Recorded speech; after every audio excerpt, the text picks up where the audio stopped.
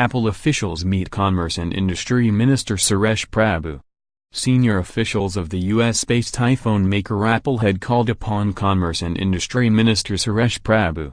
The meeting assumes significance as the technology giant is seeking concessions like duty exemptions to set up a manufacturing unit in India.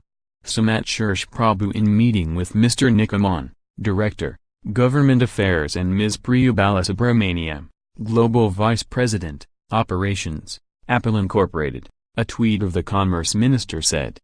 When contacted, an Apple India spokesperson declined to comment on the meeting.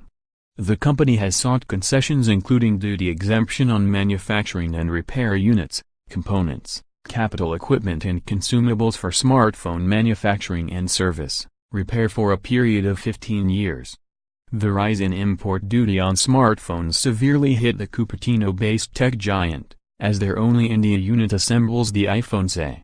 At the escalated cost, the company's flagship, the iPhone X, is now worth Rs 1.05 lakh, while the iPhone 8 and 8 Plus start from Rs 80,000 onwards. It also wants reduction in customs duties on completely knocked down and semi-knocked down units of devices that are to be assembled in the country. In March, the then Commerce and Industry Minister Nirmala Sitharaman had informed the Rajya Sabha that the government had not accepted most of the demands of Apple.